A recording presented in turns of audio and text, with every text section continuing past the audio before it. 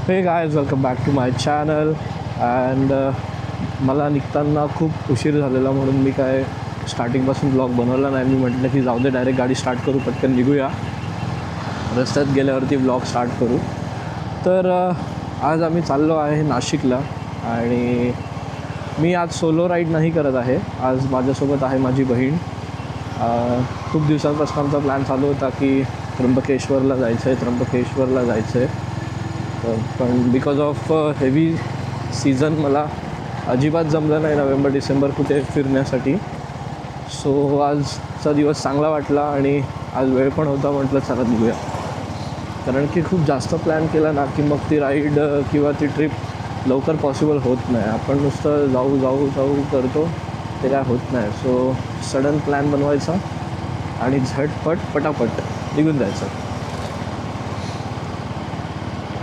निघायचा आमचा प्लॅन होता 7 वाजता. आय एम सॉरी, मला खूप कफ झाला आहे आज व्हिडिओमध्ये. काय माहिती मला बोलता येईल की नाही, आय डोंट नो. पण आमचा निघायचा प्लॅन होता 7 वाजता, पण आम्ही निघालो आहे 7:45. We are 45 minutes late, but that's okay. आम्हाला काय तिकडे जाऊन रेसिंग नाही करायची. भाई साहब, खूप थंडी लागते. मी पूर्ण रायडिंग गेअर्स घातलेत, आतमध्ये बेस लेअर पण घातली आहे, पण भाई तरी पण खूप थंडी लागते. ऊन तर निघालेलं आहे, सूर्यदेवता आलेले आहेत वरती डोक्यावर नाही म्हणता येणार, डोळ्यांवर.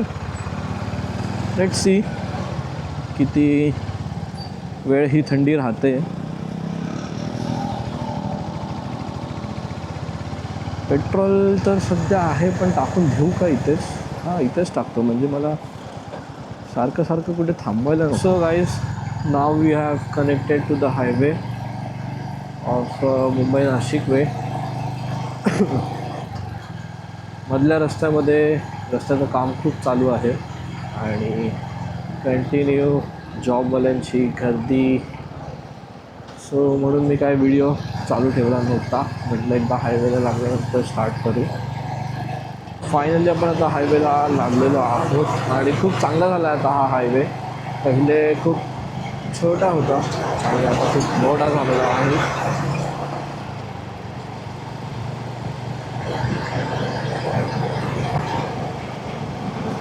हे 2 महिने तर मला कुठेच अजिबात नाही जाता आलं. खूप बिझी होतो मी शूट्समध्ये. Continue back to back wedding चालू होते. सो ठरवलं आहे आता की हा डिसेंबर एंडिंगचा वीक जेवढा जसं जमेल तसं जवळपास 1 डे राईड वगैरे करायची आणि आपल्या यूट्यूबवरती कॉन्टेंट टाकत राहायचा. आणि जॅनमध्ये पण काही प्लॅन्स चालू आहेत, बट लेट्स सी. अजून श्युअर नाही आहे कोण येतं कोण नाही सोबत, बट होईल. जॅनमध्ये पण काही ना काही येतीलच व्हिडिओज आणि मी ट्राय करेन इन्स्टा आणि यूट्यूबवरती कंटिन्यू अपडेट्स येण्यासाठी. बिकॉज ॲक्च्युली मला नाही जमत कंटिन्यू अपडेट्स बनवायला आणि ते परत एडिट पण करा, परत ते टाका. बिकॉज ऑलरेडी खूप माझ्या कामाचा लोड चालू असतो. तेच काम करता यार खूप एक्झॉस्ट होऊन जातो. मग त्याच्यामध्ये कधी असं जातं की यार नंतर करू कॉन्टेंट आणि ते मग राहून जातं. बट कॉन्टेंटसाठी यूट्यूबसाठी कन्सिस्टन्सी इज अ की आणि ती मेंटेन झाली पाहिजे, ते मला पण माहिती आहे. Sometimes it doesn't happens, it doesn't work, but I will try definitely.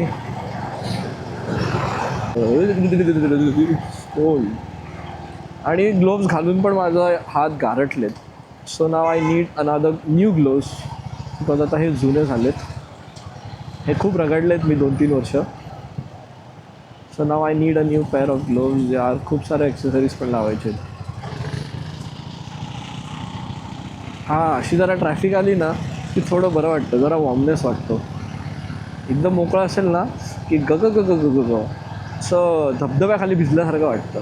Car धबधबा. एक तर यार प्रॉब्लेम असा आहे ना की माझ्या हेल्मेटच्या वायझरला एंटी फॉग वायझर नाही आहे. तो मागे खराब झाला ना, तो काढून टाकला. सो त्याच्यामुळे होतं आहे काय, मी अजून ब्रीथ करतो आहे आणि आतमधून पूर्ण गरम वाफ हेल्मेटच्या वायझरवर येते आणि बाहेरून पूर्ण वायझरवरती कोल्ड ॲटमॉस्फिअर आहे. आणि ते ॲटमॉस्फिअर दोन्ही मेंटेन ठेवायला लागतं. मित्रांनो, नाश्ता केलेला आहे, खूप बरं वाटलं. पोटात काहीतरी गेलं, काहीतरी नाही, चांगलंच खाल्लं. पोहे खाल्ले मस्तपैकी आणि चहा प्यायलो. आता जरा पोटाला रिलॅक्स वाटतं आहे. आणि आता आपण स्टार्ट करतो आहे कसारा घाट. मगाच्या पॅचमध्ये मला कळलंच नाही की माझा कॅमेरा ऑन होता, पण मला हे कळलंच नाही की माझा माईक ऑफ झालेला आहे. आणि मी मस्तपैकी बोलतो आहे आणि काय पूर्ण हवेचा आवाज आला. मी आता जस्ट रँडमली क्लिप चेक केली, म्हटलं व्यवस्थित येतं आहे की नाही बघू, काय आवाजच नीट आला नाही. सो आपण आता स्टार्ट झालो आहे कसारा घाट. आणि मी ग्लोव्ज सोडायसाठी काढलेत, नाही तर लोक बोलतील की माझे व्हिडिओज बघून आपली ऑडियन्स अशी बोलेल की अरे यार ग्लोव्ज का नाही घालत, सेफ्टीसाठी असतात, असं तसं, ऑलवेज वेअर रायडिंग गेअर्स. तर मला माहिती आहे ते, बट ॲक्च्युली सीन असा आहे की माझे जे आत्ताचे रिसेंट ग्लोव्ज आहेत ना ते खूप जुने झालेत आणि त्याच्यामुळे त्याच्या आतली कुशन आणि ती पॅडिंग आहे ना ती पूर्ण खराब झाली आहे. ते इथे बोन्स म्हणजे हे असतं ना, हे इथे ते ना दुखतं आहे मला. म्हणजे मी जेव्हा असं क्लच दाबताना लेफ्ट हँडने क्लच दाबतो आहे ना, तर तेव्हा ती त्याच्यातली जी पॅडिंग आहे ना ती आणि ते टोकदार आहे थोडं सॉरी, ते ना माझ्या बोटाला टोचतं ॲक्च्युली. त्याच्यामुळे मी ते काढलेत ग्लव्स थोड्या वेळसाठी. हे मला थोडं कम्फर्टेबल वाटतं आता. नंतर घेऊयात नवीन ग्लव्स, आता सध्या मी ते नाही घालू शकत आहे.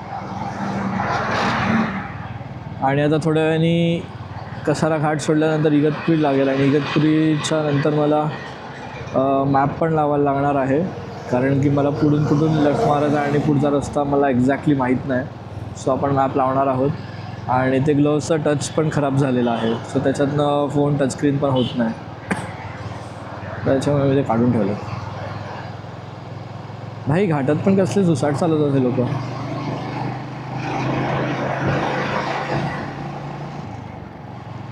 कसारा घाटचं एक चांगलं आहे की म्हणजे सिंगल वे रोड नाही, म्हणजे असं एकाच रोडने गाडी येत जात नाही. चढायचा हा घाट वेगळा आहे आणि उतरायचा त्या साईडला वेगळा आहे. ते खूप चांगलं आहे. नाहीतर युजली घाटांमध्ये ट्रॅफिक पण त्याच्यामुळे होते आणि ॲक्सिडेंट्स पण होतात. मस्त वाटतं, क्लिअर स्काय, ब्ल्यू, मस्त ब्राऊन आणि ग्रीन माउंटेन्स, ट्रीज.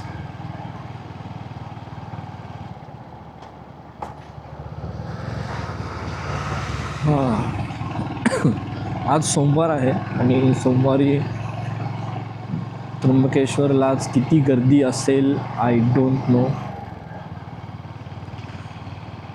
आम्ही वार नाही बघितला, आम्ही हे बघितलं की आमची अवेबिलिटी आहे का आणि रँडमली निघालो आम्ही. कारण की मोस्टली सॅटर्डे संडे जास्त गर्दी असते आणि सॅटर्डे संडे जास्त काम असतं, त्याच्यामुळे कुठे जाता येत नाही फिरण्यासाठी किंवा राईडसाठी. सो मोस्टली मी ऑड डे जास्त प्रेफर करतो, वीकडेज, बिकॉज मला गर्दी पण जास्त असं जमत नाही. आणि सर्वात मेन म्हणजे वीकडेजला कसं पाहिजे तसं आपल्याला व्यवस्थित दर्शन घेता येतं. तुम्हाला कोणाला असं होतं का घाटामध्ये कान बसतात तुमचे, मग असं जांभळी दिल्यानंतर कान उघडतात? मला आता सेम झालं तसं. मी बोलतो आहे पण माझा आवाज मला बारीक येत होता, मग कळलं माझे कान बसत आहेत. मी अशी जांभळी दिली आणि मग माझे कान उघडले. आता असं का होतं मला कमेंट्समध्ये नक्की सांगा. मला माहिती आहे, मला बघायचं आहे तुम्हाला माहिती आहे की नाही.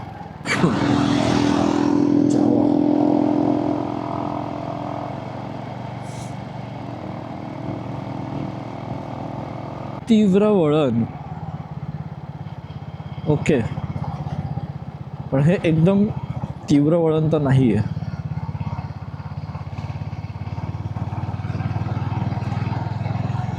तुम्हाला दातात झिंझिण्या येतात का?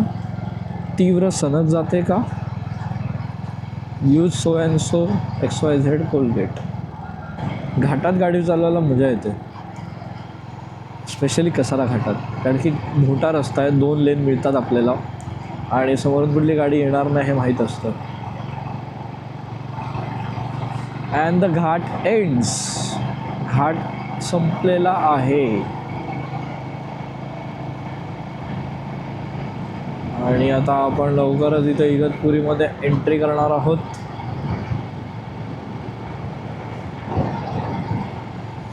आणि ॲज युजल इथे चेकिंग पण आहे, नेहमीच असते. तसं आपल्याकडे सर्व गोष्टी क्लिअर आहेत, डॉक्युमेंट्स पण क्लिअर आहेत आपले. त्यांचा स्पीड कॅमेरा आहे इथे, सो आपण 60च्या खाली चालवूया गाडी. उगाच चायला फाईन बिन मारायचे, भेंडी हे लोक 1000-2000 फाईन मारतात डायरेक्ट. हा ना. इगतपुरी 3, घोटी 11, नाशिक 50. हा, नाशिकमध्ये तर जायचं नाही आपल्याला नाशिकच्या पहिलेच म्हणजे घोटीच्या इथूनच लेफ्ट आहे, आपण तिकडूनच जाऊ.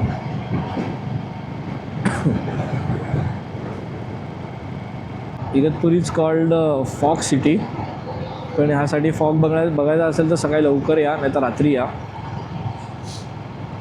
या टाईमला तुम्हाला फॉग नाही मिळणार.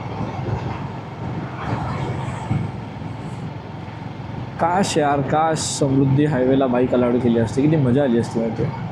कसला भारी रस्ता आहे हा त्र्यंबकेश्वरला जाणारा. आम्ही घोटीच्या इथून लेफ्ट घेतला आणि इथे तर हा एकदम गावातून रोड जातो आहे. आता मागे एक धरण गेलं, वाकी धरण असं काहीतरी होतं लिहिलेला बोर्ड, आणि हा पूर्ण गावातला रस्ता आहे. लहान लहान मुलं मस्तपैकी शाळेत चाललेत.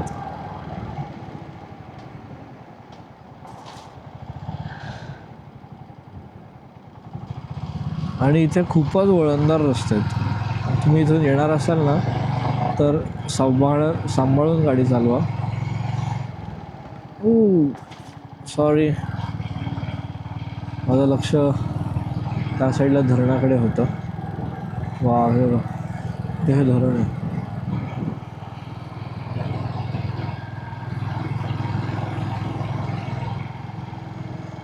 हा रस्ता पालघर जवळ मोखाडा इथे निघतो.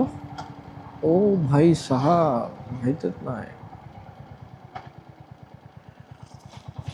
इथे असे छोटे छोटे ब्रेकर टाकून ठेवलेत, पण ना ते दिसतच नाहीत ब्रेकर.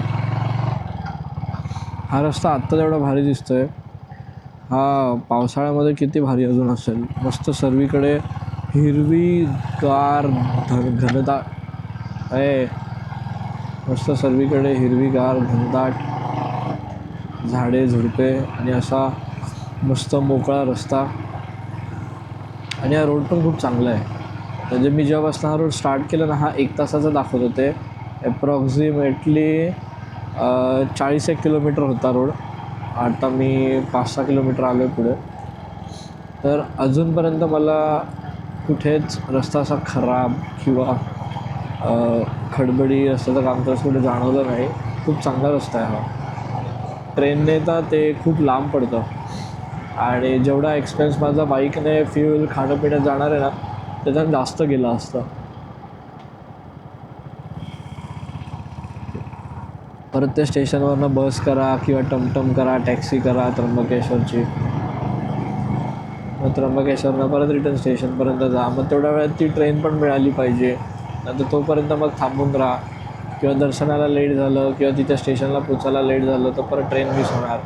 अरे यार, खूप डोक्याला शॉर्ट असतं या गोष्टीत.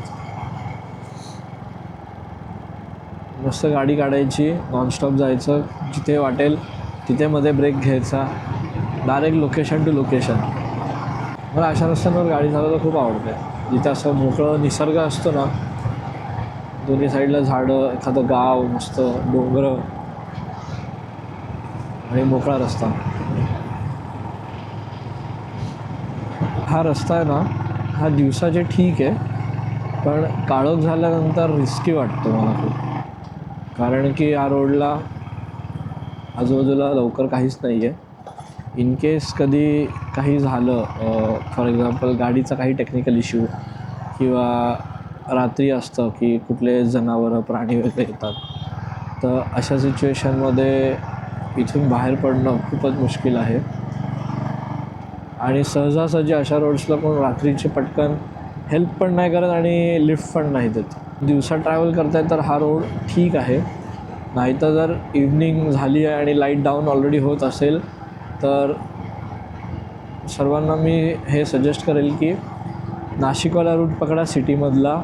भले थोडं फिरून जायला लागेल, लांब पडेल, पेट्रोल जाईल, पण काही जरी इश्यू आला तरी तुम्ही सेफली पोचाल आणि तुम्हाला काही ना काही बॅकअप तर नक्कीच मिळून जाईल.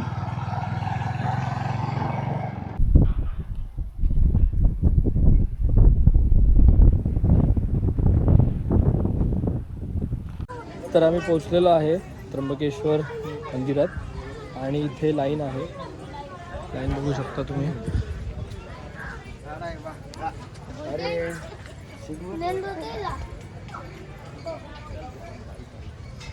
एवढी गर्दी नाही आहे पण आहे, थोडीफार गर्दी आहे. आज सोमवार आहे आणि बाहेर पार्किंग पण ऑलमोस्ट फुल होती.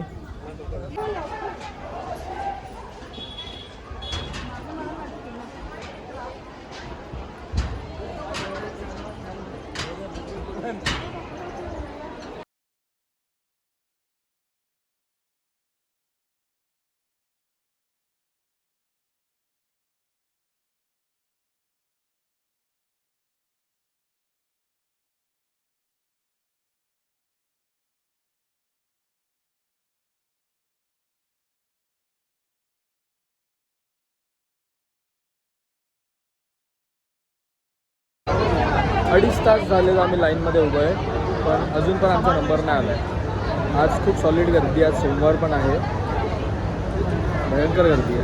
मी तुम्हाला दाखवतो गर्दी.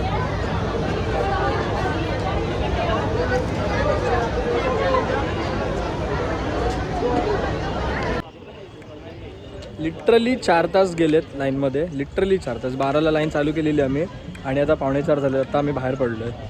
भयंकर गर्दी आज. तर कोणी येणार असेल तर मंडेला बिलकुल नका येऊ. तर मित्रांनो, लिटरली आम्हाला दर्शन करण्यासाठी ऑलमोस्ट 3:45 ते 4 तास गेले. आम्ही राईट 12ला 5 कमी असताना लाईनची स्टार्ट केलेली, जिथून आम्ही लाईन लावलेली, आणि जेव्हा आम्ही दर्शन करून बाहेर पडलो तर तेव्हा 3:40 झालेले. ऑलमोस्ट 3.25 तास लाईनमध्ये होतो आम्ही. आणि विशेष म्हणजे हे की इतका वेळ लाईनमध्ये उभं राहून पण देवाच्या गाभाऱ्यामध्ये आम्हाला अर्धा मिनटं पण उभं नाही राहू दिलं. इतकी ढकलाढकली व्हॉलेंटियर्सची, इतकी छिंगराची, म्हणजे अक्षरशः लोटत होते ते लोकांना. ते काहीच बघत नव्हते. वयस्कर लोक आहेत, लहान मुलं मुली आहेत किंवा कोण आहे कसं काय. तुम्ही फक्त चला पुढे थांबायचं नाही, चला पुढे थांबायचं नाही करून धक्काबुक्की करून ते खूप म्हणजे डिसअपॉइंटिंग होतं की इतक्या लांबून एवढं आम्ही 150 किलोमीटर ऑलमोस्ट गेलो दर्शन करायला. म्हटलं व्यवस्थित दर्शन होईल, पण अजिबात नाही झालं. आणि हे बहुतेक देवस्थानी हेच होतं आहे, सगळीकडे होतं आहे. हे ॲक्च्युली नाही झालं पाहिजे, कारण की एवढं 4 तास लाईनीमध्ये उभं राहून पण जर एक मिनटं तर लांबची गोष्ट आहे, मी 30 सेकंड पण व्यवस्थित तिथे थांबायला नाही. इवन तिथून धक्काल्यानंतर मागे येऊन जिथे उभं राहिलं होतं तिकडे पण ते व्हॉलेंटियर्स होते, त्यांचे काय ते पोलिसांसारखे युनिफॉर्म असतात त्यांचे. त्यांनी लिटरली असे धक्का, चला इथे थांबायचं नाही, चला पुढे करून धक्का दिला लिटरली. तर मूड ऑफ झालाय खूप.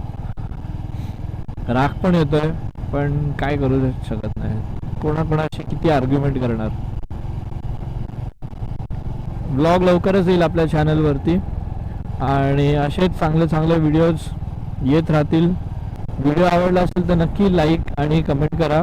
आणि अजून जर तुम्ही चॅनलला सबस्क्राईब केलं नसेल, जे नवीन सबस्क्रायबर्स असतील त्यांनी चॅनलला सबस्क्राईब करा. असे नवीन नवीन चांगले चांगले व्हिडिओज आता येत राहणार आहेत चॅनलवरती. भेटूयात पुढच्या व्हिडिओमध्ये मित्रांनो. तोपर्यंत राम राम.